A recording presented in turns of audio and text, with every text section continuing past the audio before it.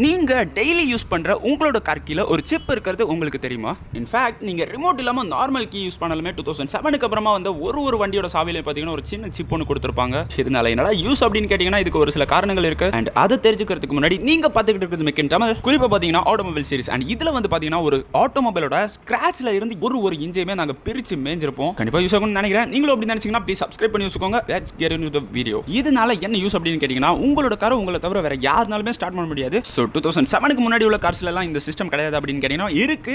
But ரொம்பவே லக்ஸரியான கார்ஸ்ல மட்டும் தான், மற்ற கார்ஸ்ல கிடையாது. இப்போ இந்த சிப் எப்படி வேலை செய்யுது அப்படின்றதையும் பார்த்துடலாமா? இதெல்லாம் ஒண்ணுமே கிடையாது நண்பா. உங்க கீழே ஒரு டிரான்ஸ்மிட்டர் இருக்கும். உங்க கீயை போடக்கூடிய இடத்துல பாத்தீங்கன்னா ஒரு ரிசீவர் இருக்கும். ஒரு கீக்குமே ஒரு கோடிங் கொடுத்து ப்ரோக்ராம் பண்ணி வச்சுப்பாங்க. நீங்க சும்மா சாவி போட்டு ஸ்டார்ட் பண்ணி அப்படின்னா ஜஸ்ட் பேட்டரி மட்டும் தான் ஆன் ஆகும். அதுவே இக்னிஷன் ஆன் பண்ணி ஸ்டார்ட் பண்றப்போ செல்ஃப் மோட்டர் மட்டும் சுத்தும். பிகாஸ் ஃபியூல் பம்புக்கு பவர் சப்ளை போகாது. உங்க சாவில இருக்கக்கூடிய சிப்போட கூட அந்த டிரான்ஸ்மிட்டர் கூட மேட்ச் ஆனா மட்டும் தான் ஃபியூல் பம்புக்கு பவர் சப்ளை போய் அதுல இருந்து ஃபியூல் என்ஜினுக்கு போகும், வண்டி ஸ்டார்ட் ஆகும். ஸ்டார்டிங்ல இருந்தே சிப்புன்றேன். ஆக்சுவலி இதோட உண்மையான நேம் பாத்தீங்கன்னா இம்மொபிலைசர். இந்த வீடியோ கண்டிப்பா உங்களுக்கு யூஸ்ஃபுல்லா இருக்கும்னு நம்புறேன். இந்த மாதிரி இன்னும் நிறைய இன்ஃபர்மேஷன் தெரிஞ்சுக்கணும்னு நினைச்சீங்கன்னா சப்ஸ்கிரைப் பண்ணி வச்சுக்கோங்க. இன்னொரு சுவாரஸ்யமான வீடியோவில் சந்திக்கும் வரை this is Sharan signing off.